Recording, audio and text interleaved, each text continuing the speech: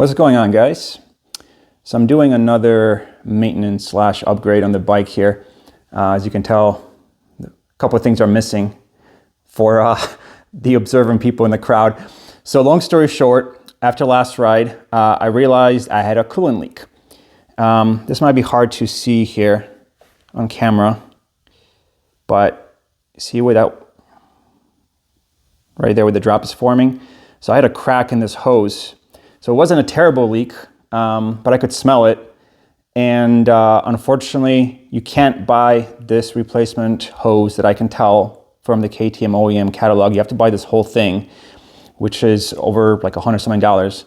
I think Tokyo Off-Road sells just this, but shipping from him is kind of pricey too. So unless you're buying more things, it doesn't make sense. So I ended up deciding to just upgrade slash replace this whole mess with the Samco hose kit that Slavens raves about so much. So essentially it's this kit here. So this is the bypass kit, and I also included the T piece, I'll show you in a second here, in the purchase. I also got the clamps. So thing is, you got to get the clamps for the bypass kit. So that's, I don't know where it says that, I think it says it right there. And then you also have to get a second clamp kit for the T piece. Otherwise, you don't get these two clamps that go on the top of the radiator. Sorry about the crappy camera footage here. I'm freezing my butt off in the garage because it's like 6 degrees outside in December here. Not very southern. So in any case, you remove the radiators, obviously. You remove all the hoses. I kept my pipe on. I might have to remove it to get the radiator back on. I'll see. But nothing else came off. I didn't film me installing the T-piece because I wasn't sure how hard that was going to be, but I want to show you guys kind of what that looks like. So essentially what's in there is these two pieces. So this goes through the tube here, right? Like that. And then you got the top piece, right? That the radiator attaches to, and that just squeezes in through that hole. Problem is, stock, ignore my lap. This is basically screwed together inside that down tube. A lot of people have a lot of issues with this. I actually planned on heating it up before I tried unscrewing it, but then I realized I would have to basically Dremel my way through all this rubber to get to these clamps, because these clamps, as you can tell, are not removable. And all this is obviously in the frame. So good luck getting a Dremel in here or anything else, right? I mean, I know people have done it, but that's a pain in the butt. So I kind of just rolled the dice and I said, okay, well, if I'm going to do it, I'm just going to do it. Now this has splines inside. You can kind of tell. See the splines? Trying to get my light. There we go. You can see the splines. So I did buy the tool that they recommend, which just looks like this. I don't know why the newer generation tool is shorter than the older generation tool, because it gives you less surface area to grab onto. So people have been stripping the inside of that pipe with this tool, which sucks. And then you got to put vice grips on it or some sort of pipe wrench to get it out. Again, good luck with that. The older generation looks like this. It's longer, but apparently doesn't fit these, these tubes down here. So I don't know what they were thinking or why this is done, to be honest with you, because this can go a lot further in than the tool size. You can see the spline goes all the way through. So why not make the tool longer to grab more of the metal? It might be because it's hard to get it in here. There isn't that much space, but there's enough space to make it twice as long as it is, right? So again, I don't know what they were thinking, but luckily enough, mine came out. I basically put a 13 millimeter on here. It was 3/8 drive. And then I put I got to get a better tripod set up for the garage. I put a screwdriver through this just to prevent flexibility in the rubber as much, to give me a little bit more stable platform for torquing on it. And that seemed to help. And essentially I just went for it and untwist it. And then I put the T-piece. So the T-piece is essentially a replacement here. You can tell there is just one piece of silicone, and then there's a metal down tube. I couldn't figure out at first how to get it in, because this hole in the bottom here is tiny.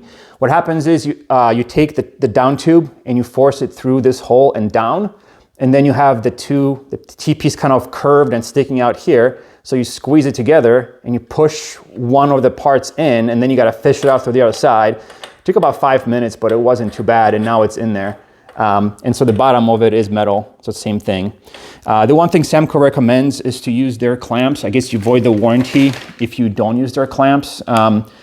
But this is, you know, pretty nice hose, so I didn't mind splurging a little bit on the clamps, and the clamps are, from what I can tell, really, really nice. They're super beefy. I'm actually kind of worried they're not going to clear some of the stuff, but, you know, hopefully they are. So anyway, let me try to get more of this installed, and I'll bring you guys back. I just kind of want to do a quick, you know, video of how this is done. I've seen people, you know, have videos of getting this stuff out, and you can see, you know, this is all cut up from the original tube, I mean, and it's hanging down. They got vice grips on it. There really isn't that much room to put a vice grip on here and to really get any leverage. I mean, I know you can remove the spark plug and some of the stuff to get a little more, but man, if that doesn't come out with the tool, that is painful. Leave it to KTM to design something like this, you know? But luckily, like I said, this piece, I mean, I could reuse this one if I wanted to. The reason I haven't is there is a little bit of restriction in here. And also it's just mess, right? Like extra failure points right there. I know people that have nicked this rubber during races and then have leaks, you know, and then you can't really fix it easily. There's no room to do anything. So I think replacing at least the T-piece makes sense, even if you don't replace, you know, the rest of the hoses. And before anyone comments, I know there are mixed opinions on whether or not removing the thermostat makes sense on two-strokes, especially TPIs. I don't ride when it's like super cold. Partially because I'm a wuss and mostly because I'm a wuss. So I called Slavens, and they claim as long as you don't ride like below, you know, 20 degrees Fahrenheit, everything should be fine. I mean, these bikes kind of warm up slowly. I'm going to keep this around because Samco does make a hose replacement kit for this thermostat. So worst case, I waste money or, you know, sell the bypass kit, keep my T-piece and just get hoses and put the thermostat back on. So not in the world, but again, for the price you pay for this whole contraption, that Samco kit made pretty good sense. Anyway, so I'll bring you guys back and when I have some of the more pieces installed, and we'll see how it comes together. Okay, so I got the right side radiator back on. So here's how the top fits. You'll note the clamp is pretty close to the edge, but that's because the barb for the radiator is like right on this edge, and so it pushes it over. I think that's probably okay. I didn't torque it down super hard. And then the one on the bottom here, you can tell, similar. One thing to note is these clamps, they're super beefy, right? Really nice, smooth inside, but they're 7mm. So I think most people probably have a 7mm socket, but in case you don't, like if you only have the bike toolkit, in which case I question your sanity. But no, I'm kidding. But you should make sure you get a 7mm socket, maybe also a wrench just in case you need to get into some tight spaces. Obviously you can use a screwdriver, but I think that's kind of a pain in the butt on these clamps. So let me get the left side on and I'll show you guys how the whole thing looks. Alrighty, so I got the right radiator on. You can kind of see how all this looks. So I'm pretty happy with overall how this came together. This bend right here is a little weird to me, but I've pushed this as far up as it goes. I pushed this as far down as it goes. You know, my radiators aren't like super high. I mean, they're a little high in the hole here, but that's how they're supposed to be based on, you know, the fact that they're bolting up. So yeah, I don't know if that's going to be a problem or not, but I kind of wish, you know, this was more of a smooth transition here. Like I said, the clamps are super solid. I'm actually a little worried I over tightened them. They do have like this edge here that seems to cut into a little bit on the silicone here. So I don't know, I'll have to keep an eye on it. Once I get it heated up and riding, we'll see if it's leaking anywhere.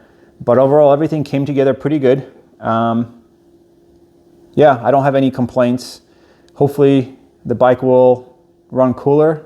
I had a little bit of a hotter running bike compared to some of the guys I ride with, but not overly so. The other thing I installed was an aluminum impaler, I think it's called. The coolant impaler that's on the other side, where you drain the coolant, you take the cover off and there's a little plastic thing. So I replaced that with an aluminum one, just to aid in cooling, especially in the summer here. But in any case, I think this looks pretty good. If you guys have any questions, let me know.